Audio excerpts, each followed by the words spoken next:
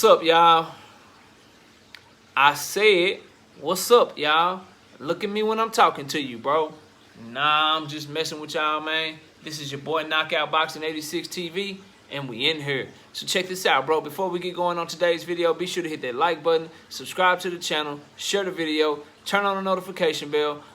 Put your seatbelt on when you hop in my car, bro. You want to come through and watch the video, make sure you hit the like. Make sure you subscribe. Make sure you turn on your notification. And if you want me on the panel, knockoutboxing86 at yahoo.com is the email. But let's get it popping, bro. Let's get it popping. We got some horrible news, bro. One of the fights I was looking forward to most this fall, man. Stephen Fulton Jr. versus Brandon Figueroa, September 18th, is not going down no more. It's canceled, y'all. They done canceled the fight because Figueroa came down with the COVID, bro. Figueroa came down with the COVID, so they're moving the fight back. They're canceling the fight. Let's talk about it, bro, because I got some issues that I want to discuss with y'all. But before we get into that, bro, live show tonight, 7:30 p.m. Central Time, 5:30 on the West Coast, 8:30 on the East Coast. Y'all come through and hang out with your boy for a fun night of boxing talk, man. It's going to be a lit night. It's going to be a lit night to talk this boxing. But let's get into it. So, here's the thing, bro. Boxing can't never seem to get out of its own way, bro. It can't get out of its own way to be great. You know, boxing is like an employee with all this potential that can be great, that does great work when they finally get to work, except for when they don't never come to work on time.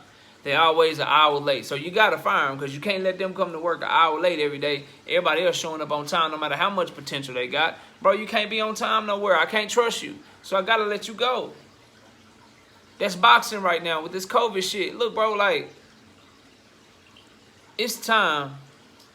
You can't force anybody legally to take the COVID shot and get vaccinated and all that shit. And yeah, vaccinations, they don't stop it all the way, but they lessen the effects of you getting COVID. You're able to recover faster, and they lessen the chances, bro. Like, someone who comes in contact with the coronavirus who's fully vaccinated has a lesser chance of catching the coronavirus than someone who comes in contact with the coronavirus that ain't vaccinated at all. These are just facts, bro. So if you boxing, bro, you done had a huge COVID problem with events being canceled, right? And let's leave the allegedly out of it. Let's leave, like, whether or not you think somebody really got COVID.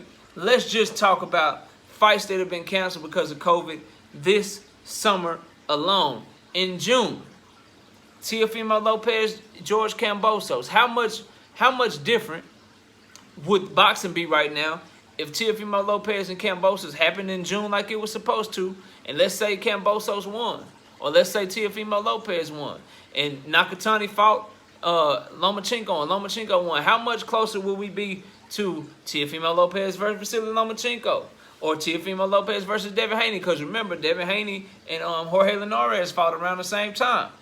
What if that fight didn't get postponed to COVID? We could be looking at way bigger fights this year, bro. Later this year, if that fight didn't get canceled because of COVID. That was in June. In July, the big one, Tyson Fury and Deontay Wilder got canceled and pushed back to October because of COVID. What if that shit happened when it was supposed to? The winner of that fight will be looking at the Anthony Joshua Usyk fight very closely, and depending upon how that one ends, we could probably have an undisputed fight by the end of this year or early next year. But now that shit is pushed back further. Why? Because of COVID. Because of COVID. What about August? David Benavidez, his shit got pushed back with Usyk. His shit got pushed back with Usyk. You know what I'm saying? They were supposed to fight in August. That shit ain't happened.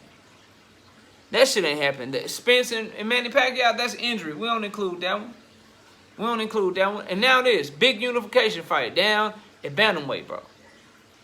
Down where shit is real at. Or is that super bantamweight? That's 122. Anyway, 122 pounds, bro. I believe 122 pounds. Stephen Fulton and Brandon Figueroa. They fight at 122, I believe. Right? Yeah. Man, I don't know. Y'all know what I'm saying, bro.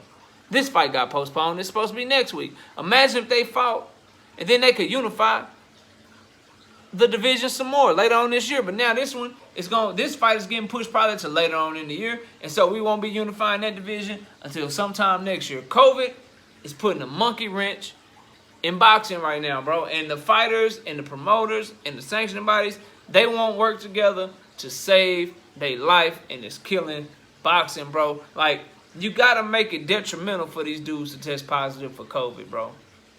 You can't make it to where they have to get a vaccine because that's illegal. But what you can do is say, look, bro, I can't force you to get a vaccine. But what I can do is tell you that if you don't have it, if you sign the fight with me, you got to stay in the damn bubble the whole time until the fight happens. And if you catch COVID, we got to postpone the fight for any reason. We got to take some of your purse, bro, to cover our costs. You start doing shit like that, people will all of a sudden become more responsible. People that ain't got no COVID shot, they all of a sudden go get a COVID shot. They all of a sudden go get a COVID shot. You know what I'm saying? They'll all of a sudden like not want to go out no more. They'll be wearing masks and shit all over the place. You start hurting people's pockets. How the NFL is doing if you test positive. You start hurting these boxers' pockets and making it adversely effective, like making it horrible for them from a financial perspective. If they test positive for COVID, they'll be more responsible, bro. They'll be infinitely more responsible, but they're able to use it and get away with it, and nobody says anything, bro. They just push the fight back, bro. If you're a promoter, ain't you tired of site fees and shit that you have to pay up front? Ain't you tired of those? Ain't you tired of having to push a whole card, mess up multiple fighters' career and their trajectory because one fighter tested positive for COVID?